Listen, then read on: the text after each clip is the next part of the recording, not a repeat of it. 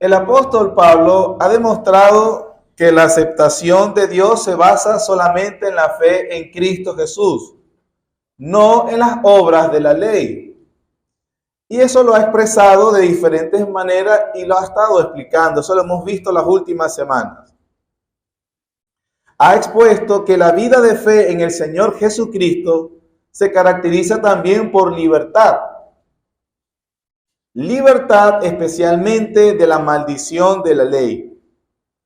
También es importante que recordemos que esa libertad en el Espíritu que hemos estado, o Pablo nos ha estado enseñando, es libertad de las obligaciones ceremoniales de la ley. Somos libres para no cumplir esas obligaciones ceremoniales porque Cristo las cumplió. Pero nunca debe significar y nunca debemos creer que esa libertad es libertad de las obligaciones morales de la ley. Nunca debemos entender eso.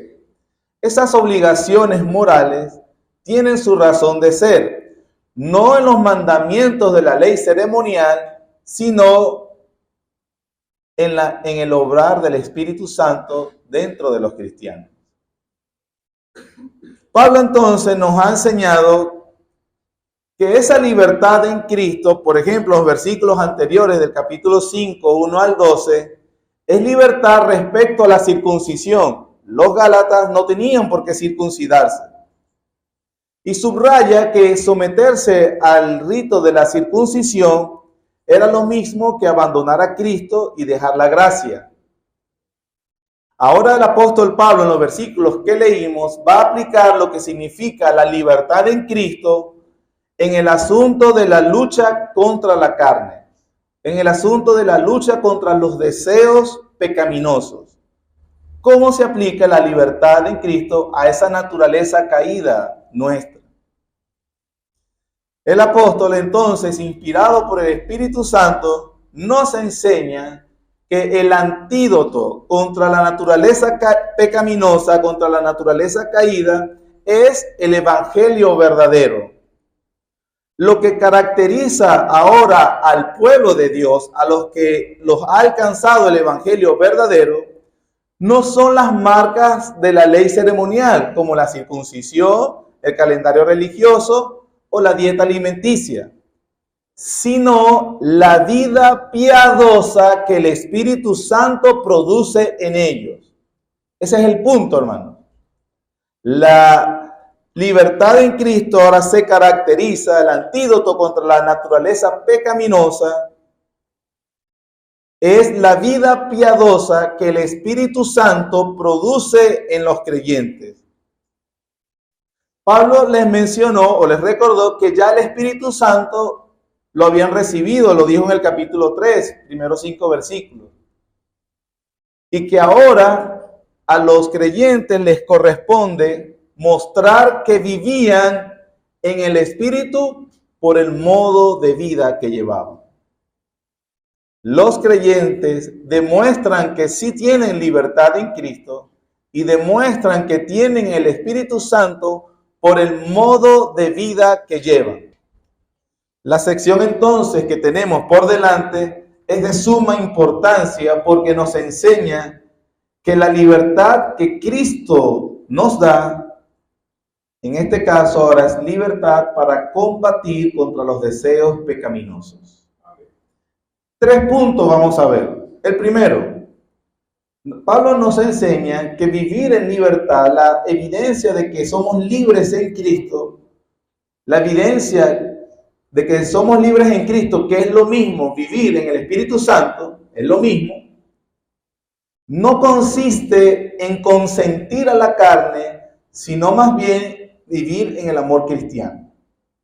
Número 2, vivir la libertad en Cristo, o que es lo mismo, vivir la vida en el Espíritu Santo, es vivir contra la carne. Y número 3, vivir en libertad la libertad de Cristo es vivir siendo guiado por el Espíritu Santo. Esos son los 3 puntos. Vamos al primero. Vivir en libertad, vivir la libertad en Cristo, no es consentir la carne, sino vivir en el amor cristiano. Versículos 13 al 15. Porque vosotros, hermanos, a libertad fuisteis llamados, solamente que no uséis la libertad como ocasión para la carne, sino servíos por amor los unos a los otros. Porque toda la ley en esta sola palabra se cumple: amarás a tu prójimo como a ti mismo. Pero si os mordéis y os coméis unos a otros, mirad que también no os consumáis unos a otros. Si Pablo dijo que la libertad en Cristo no nos lleva a cumplir con los requisitos ceremoniales de la ley, ahora nos dice que la libertad en Cristo nos lleva a actuar en amor cristiano entre nosotros. ¿Por qué hay un hincapié en esta sección de que Pablo habla bastante acerca de que la forma de demostrar que tengo el Espíritu Santo es el amor? En el capítulo 5, versículo 6 dice que en Cristo ni la circuncisión vale algo ni la incircuncisión, sino la fe que obra por el amor. En el versículo 13 y 14 acabamos de leer que debemos actuar en amor y que deberíamos cumplir la ley del Señor amando al prójimo.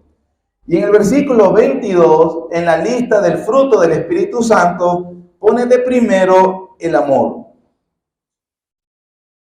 ¿Por qué es importante para Pablo entonces hablar tanto acerca del amor como un fruto, una evidencia de que estamos libres en Cristo? El punto acá, hermano, es que a los Gálatas, a la iglesia de Galacia, o las iglesias de Galacia, el falso evangelio los estaba haciendo pelearse y dividirse entre ellos. Es parte de la consecuencia de la falsa doctrina. En el versículo 15 Pablo dice: pero si os mordéis y os coméis unos a otros, mirad que también no os consumáis unos a otros. Y el versículo 26 dice: no nos hagamos vanagloriosos, irritándonos unos a otros, envidiándonos unos a otros. El falso evangelio entonces produjo desintegración de la fraternidad en la iglesia o las iglesias. Y esa desintegración de la fraternidad iba a culminar en la desaparición de las iglesias mismas. La imagen que está poniendo el apóstol Pablo es de una manada de animales salvajes devorándose unos a otros. Tremendo cuadro para la iglesia de Cristo, ¿verdad? El versículo 13, la parte que dice: no uséis la libertad como ocasión para la carne, se corresponde a lo que dice el versículo 15. Dar rienda suelta a los deseos de la carne promueve disensiones internas en el cuerpo de Cristo. Para la iglesia de Galacia esto era un importante o era un problema que se estaba dando. Había muchas luchas internas entre ellos. Al parecer los miembros o las iglesias se dividían en facciones. En el versículo 7 vimos que habían grupos de instigadores. Cuando Pablo pregunta: ¿y quién os estorbó? O sea, alguien está interrumpiendo la carrera cristiana entre ellos. En el versículo 11 Pablo dice que habían calumniadores, inclusive diciendo que Pablo enseñaba otra cosa. En la lista de los pecados que Pablo consigna de los versículos 19 al 21, que dice las obras de la carne, el apóstol subraya los que son de carácter social, lo que son entre las relaciones entre personas. Pablo nombra 17 pecados y de los 17, 8 tienen que ver con las relaciones interpersonales. En el capítulo 6, versículo 1 al 5, advierte y hace referencia a la soberbia. Actuaban con soberbia. En el versículo 6 les dice que eran miserables y eran unos tacaños. Y en la última parte del capítulo 6 tiene que animar a que hagan bien a los de la familia de la fe. Definitivamente tenemos en la iglesia un ambiente de rivalidad en el que varias congregaciones o en la zona de Galacia, donde las varias congregaciones no se hablaban entre sí. Había el grupo de los que habían aceptado la circuncisión y tenían cierto orgullo espiritual repulsivo. Se creían superiores a los demás o más espirituales porque cumplían con la ley ceremonial de Moisés. Y dentro de las mismas iglesias, cada uno transmitía sus propias consignas internas.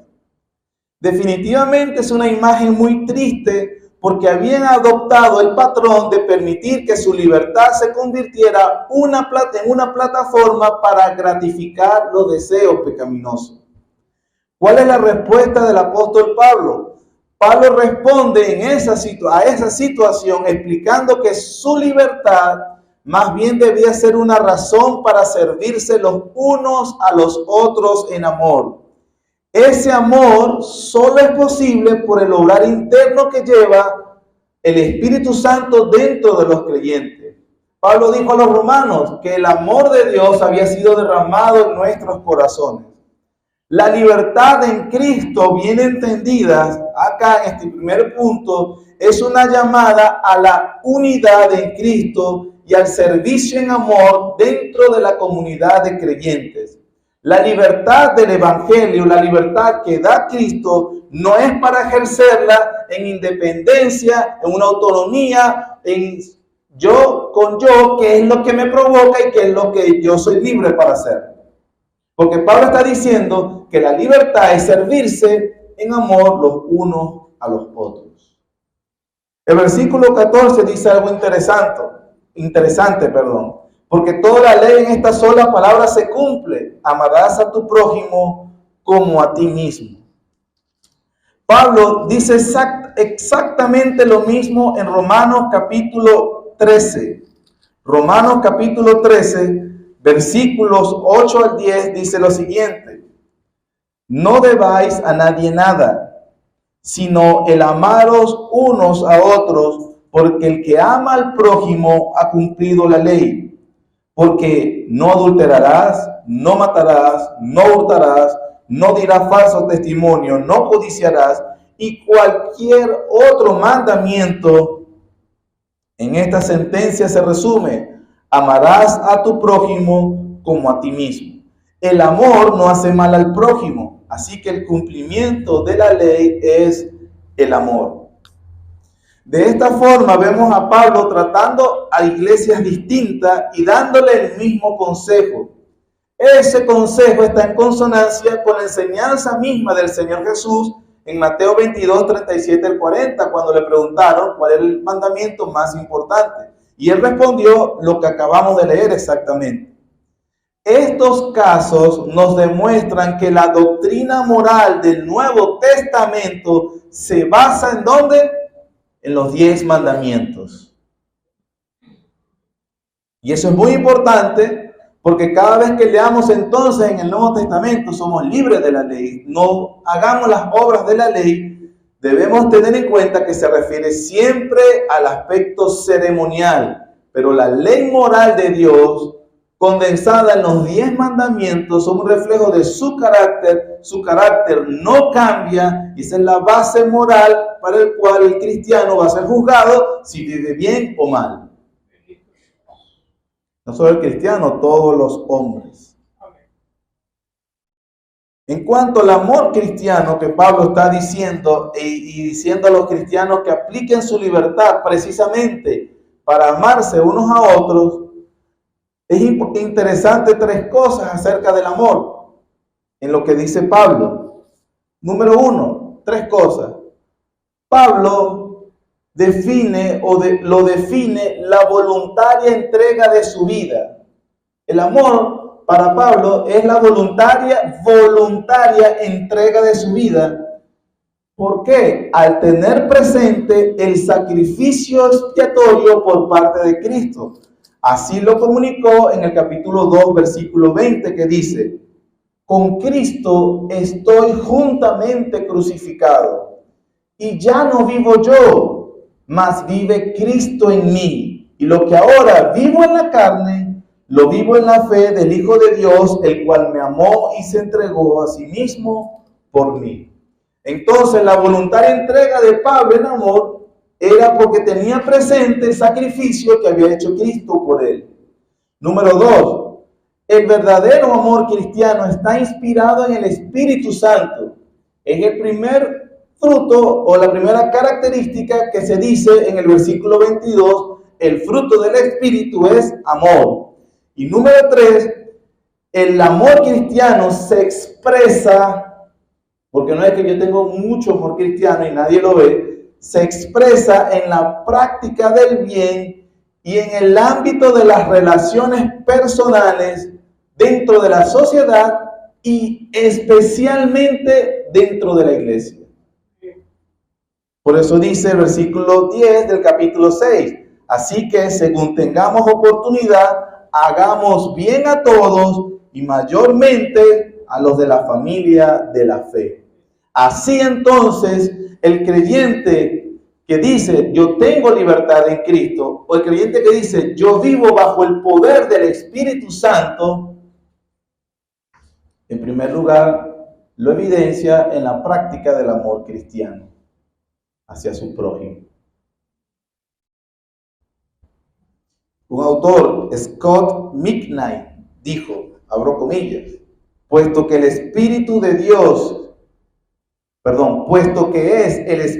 Dios quien despierta el amor en nuestros corazones, no es algo que podamos reivindicar como propio. Amar a los demás no es algo que podamos conseguir por medio de la disciplina, sino que es un milagro. Y como Pablo sabe bien, el amor actúa como dinamizador de las relaciones humanas. Eso, en primer lugar, es vivir en libertad en Cristo.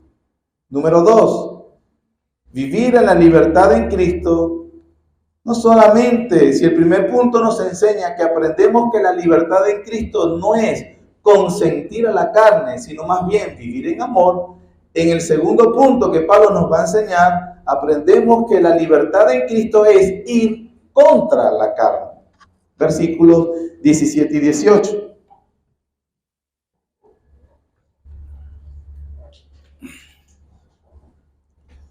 Dice la palabra del Señor, porque el deseo de la carne es contra el espíritu, y el del espíritu es contra la carne, y estos se oponen entre sí para que no hagáis lo que quisieran.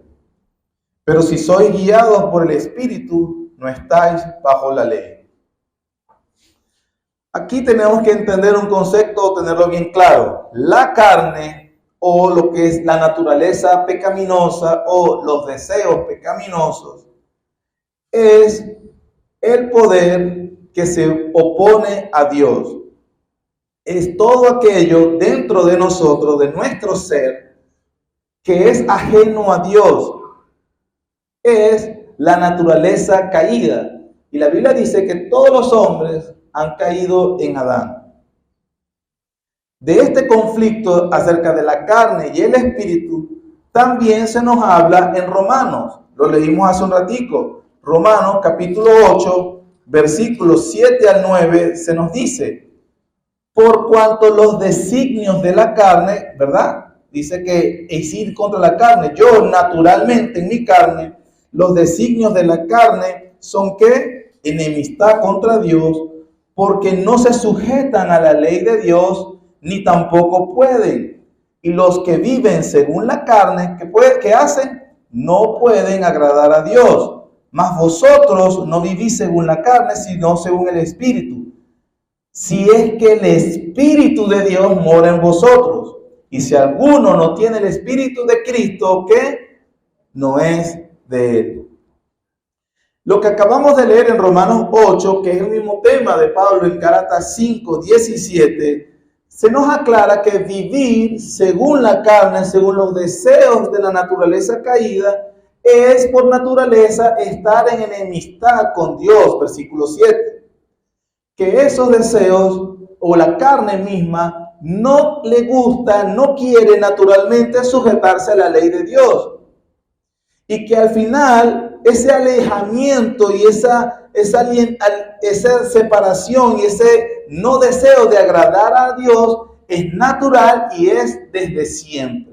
Desde la matriz se apartaron los impíos, dice la Escritura.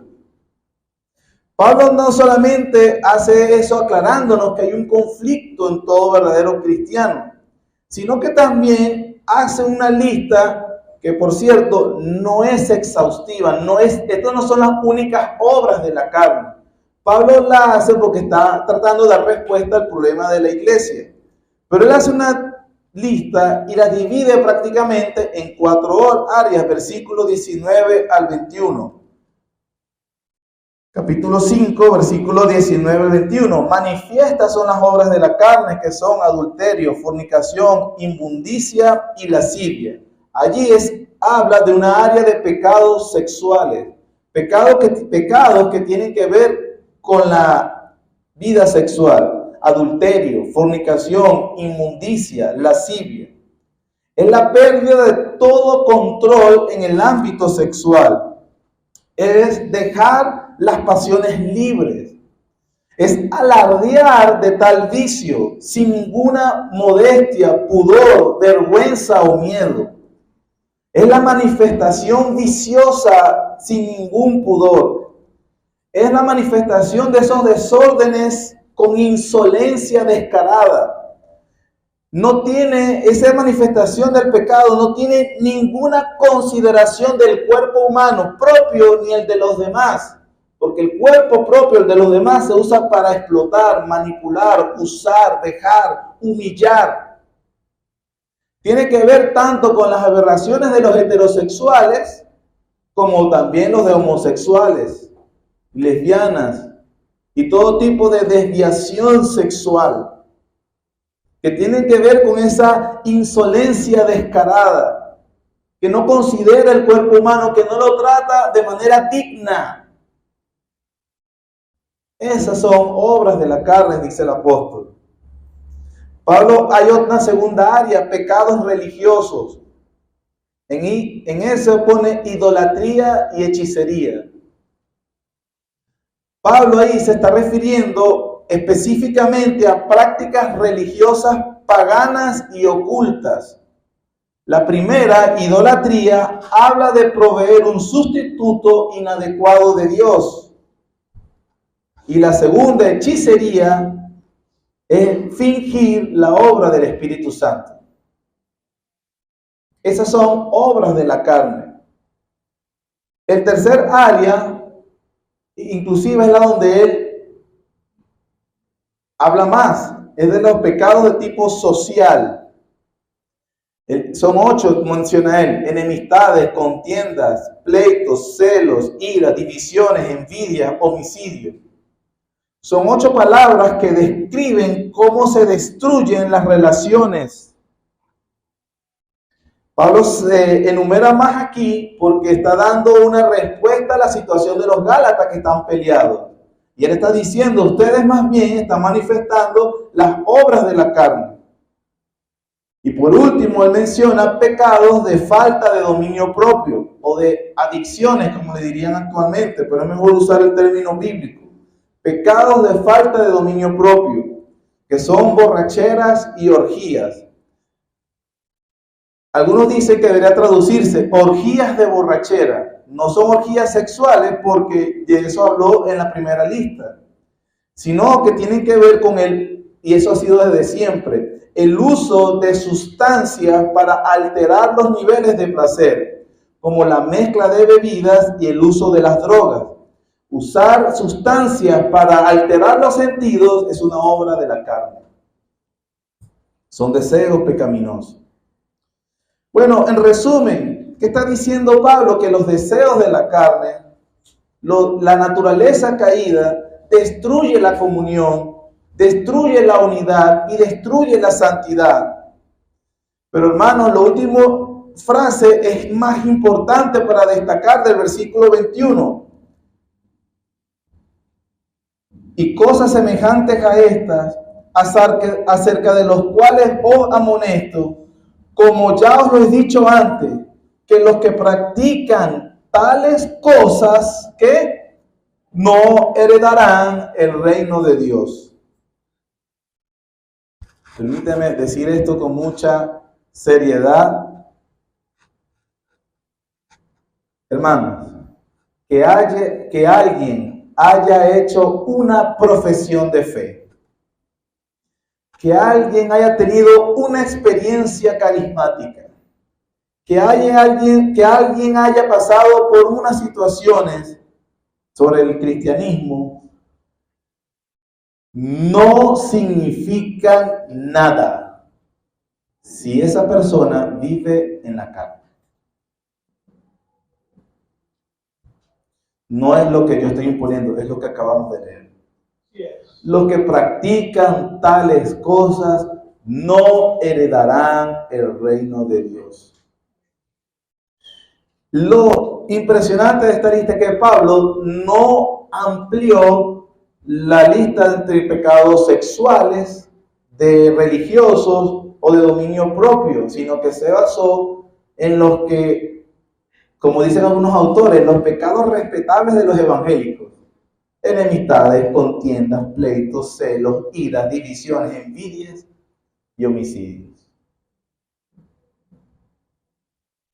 Tenemos que entender seriamente aquí que la posición final que las personas tienen delante de Dios, según el apóstol Pablo, está directamente relacionado con el hecho de que si viven en la carne o en el espíritu. ¿En qué se caracteriza su vida? Tercer punto, vimos que la libertad en Cristo no es consentir la carne, sino más bien obrar en amor con el prójimo. En segundo lugar, vimos que la libertad en Cristo más bien es vivir contra la carne, que hemos visto un panorama general, no todos, pero porque Pablo dice cosas semejantes a estas. Y en tercer y último lugar, vamos a ver que la libertad en Cristo es vivir guiados según el Espíritu Santo. Y aquí será de consolación. Versículo 16. Digo pues, andad en el Espíritu y no satisfagáis los deseos de la carne. 16 al 18. Porque el deseo de la carne es contra el Espíritu y el del Espíritu es contra la carne. Y estos se oponen entre sí para que no hagáis lo que quisiereis. Pero si sois guiados por el Espíritu, no estáis bajo la ley. Bajo la ley es lo mismo que andar en la carne. Versículo 24 al 25. Pero los que son de Cristo han crucificado la carne con sus pasiones y deseos. Si vivimos por el Espíritu, andemos también por el Espíritu. El mandato andar en el Espíritu significa que la conducta sea dirigida por el Espíritu Santo. El término andar, peripateo en griego, es andar todo alrededor, o mejor dicho, que la vida gire en las cosas del Espíritu.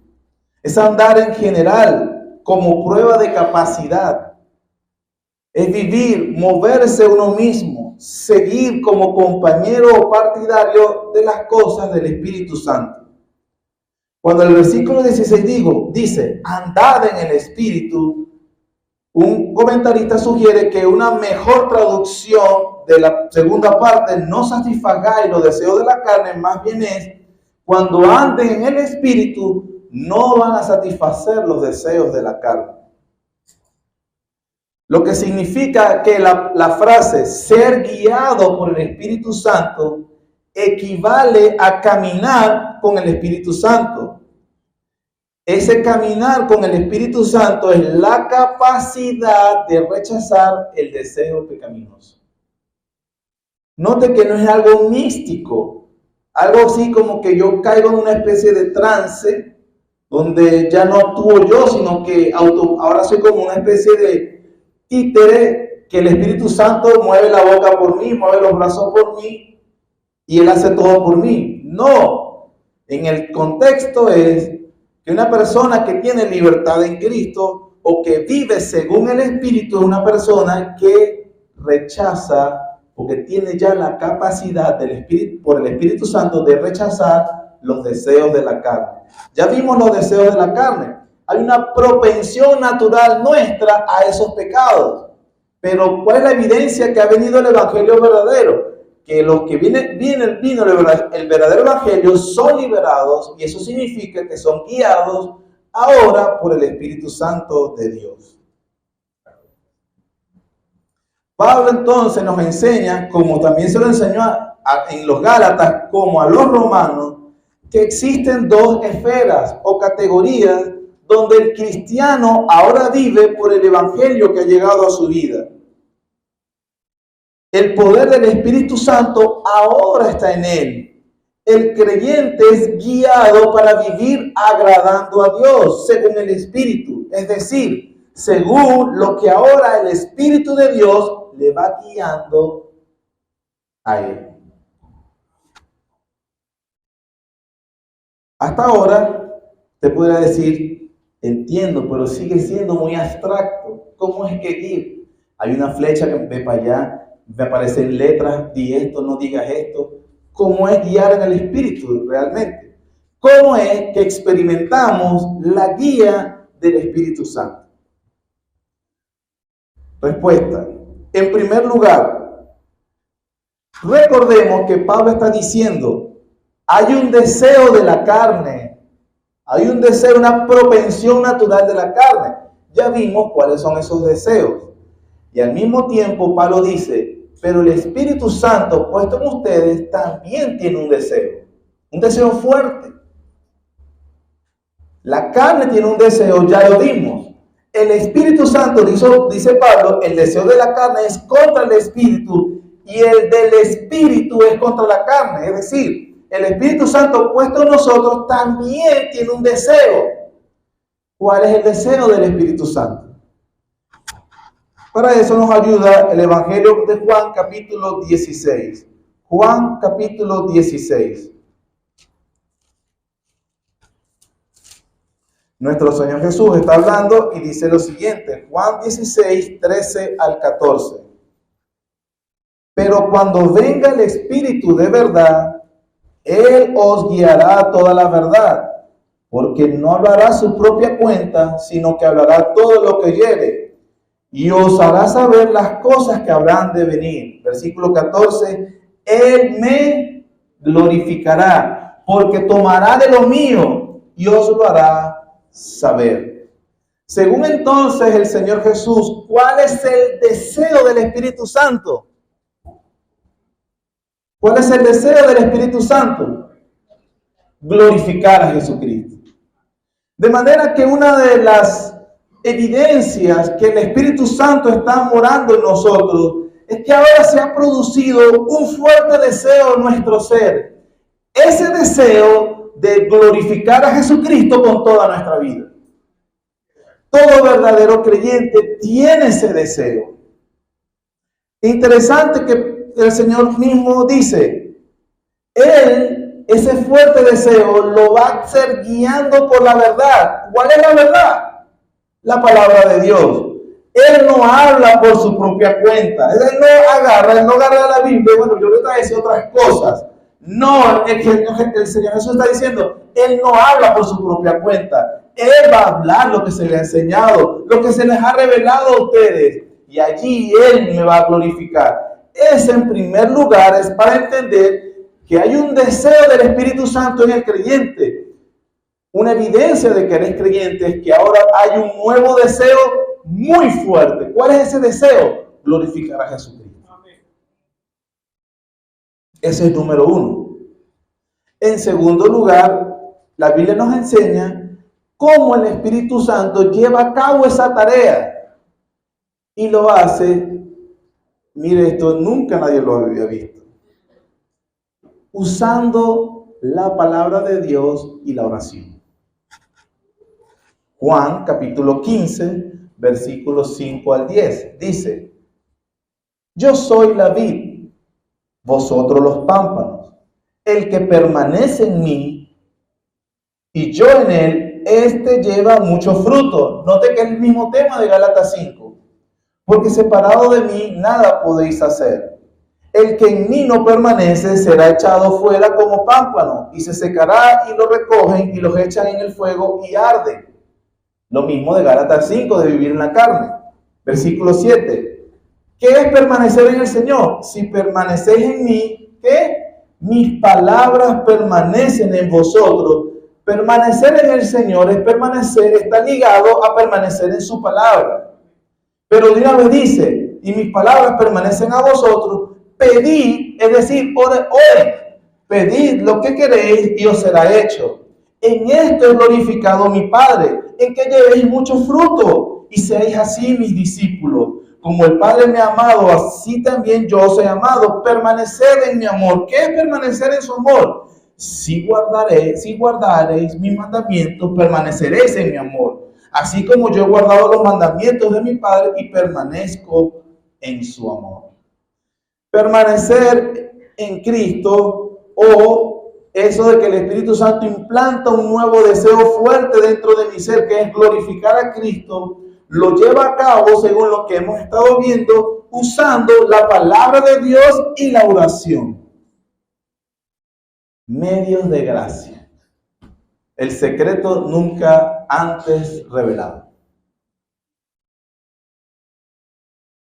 La forma en que entonces el Espíritu Santo nos guía es a través del uso de medios de gracia, querido hermano, querida hermana. A través del uso sistemático, obediente de los medios de gracia, tú llevas o eres guiado por el Espíritu Santo de Dios. Pero además, ser guiado por el Espíritu Santo de Dios, aparte de ya lo que hemos visto, trae una liberación del deseo de la carne. Eso es lo que enseña Romanos 6. Romanos 6, versículo 14.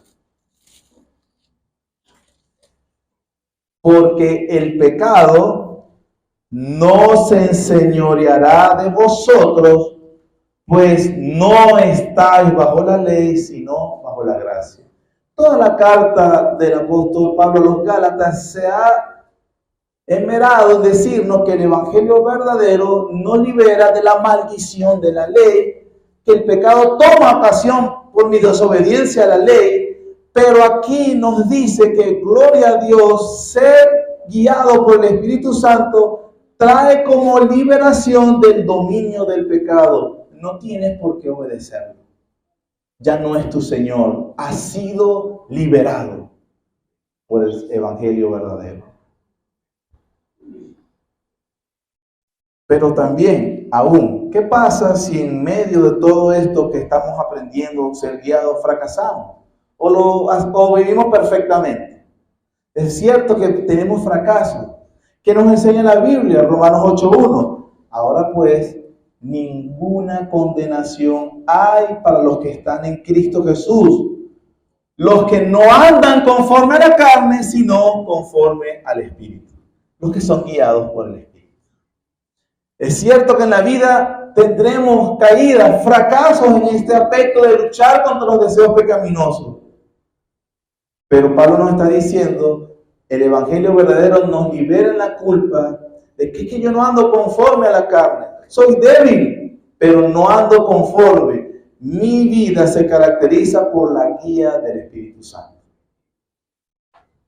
¿Me estoy explicando? De esta forma entonces se demuestra que verdaderamente soy hijo de Dios. Porque Pablo dice más adelante, y si alguno no tiene el Espíritu de Dios, es decir, no tiene ese fuerte deseo de glorificar a Jesucristo, no tiene esa propensión a ser guiado a través de la oración y la palabra, usando todos los medios disponibles para eso. Entonces, si yo no tengo nada de esas cosas, es evidente para mí, no tengo el Espíritu de Dios. Y si alguno no tiene el Espíritu de Dios, de Cristo, dice él, no es de él. Por eso le dije, no importa que tanta profesión digamos o experiencias tengamos. Acerca del fruto del Espíritu debemos ir finalizando. Un autor, Tim Keller, dice algo interesante sobre el fruto del Espíritu. Como también seguro habrán escuchado, Pablo usa un singular, el fruto. No los frutos, sino el fruto. Ese fruto del Espíritu, Tim Keller dice que tiene 4 características, porque Pablo usa el ejemplo de la botánica. Por lo tanto, él dice que tiene 4 aspectos, el fruto del Espíritu. Número 1, es gradual. Es un proceso que lleva tiempo, que debe abonarse, cultivarse, trabajo que es por temporadas. Es gradual. La gente que tiene ese tiempo de no ver a mis hijos dice, ¿cuánto han crecido? Para mí ha sido imperceptible, pero de repente se ve que sí han crecido. Gradual. No de la noche a la mañana, pero es gradual. Número 2, tiene raíces internas. Es decir, significa que la labor es desde el interior y hace que salga el fruto. El fruto de un árbol es evidencia de la vitalidad del árbol.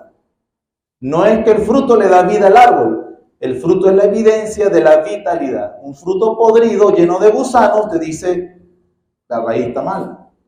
Pero el fruto bueno dice que el árbol es bueno. Es gradual, tiene raíces internas. Número 3 importante, es inevitable. O sea, va a dar fruto. No existe cristiano que no dé fruto. Es inevitable. Usted ha visto que en algunas aceras, que es concreto, cemento, en el tiempo, cuando hay una raíz, ¿qué hace la raíz? El árbol la parte. Lo parte y sale. Es inevitable. ¿Qué es más fuerte? ¿Una raíz o el concreto? A primera vista parece el concreto, pero lo va a romper. Si la naturaleza hace eso, ¿cuánto más el poder del Espíritu Santo? Sea lo que sea tu corazón, el Espíritu Santo lo va a partir y va a florecer. Es inevitable el fruto. Y por último, el fruto es simétrico. ¿Qué significa eso? Eso es mentira, que no, bueno, yo tengo amor, pero no tengo paciencia. Yo tengo benignidad, pero no tengo dominio propio. Juan dijo, si alguno dice que ama a Dios y no ama a su hermano, Juan dice, bueno, está desbalanceado, hermano, trabaja en el amor a tu hermano. Si alguno dice que no ama a Dios y no tiene amor por su hermano, no tiene amor a Dios, es mentira, está en tinieblas. Pablo nos está diciendo que si usted no tiene el fruto del Espíritu, el fruto no tiene a Dios. Ojo, gradual, tiene raíces internas, inevitable y es simétrico. No confunda entonces sus fortalezas de carácter naturales, que cualquiera las puede tener, con el fruto del Espíritu. Una persona puede ser de temperamento como una persona afable o diplomática. Y usted dice, tiene humildad, porque siempre es agradable. Pero la señal que no es un fruto del Espíritu, sino una fortaleza natural, es que ese tipo de personas, por lo general, no son atrevidas ni valientes, tienden a dejar que los demás le impongan sus agendas, son cobardes. Una persona a veces parece que tiene gozo, como son a veces personas que son como felices y llenas de vida, siempre sonríen y siempre son agradables.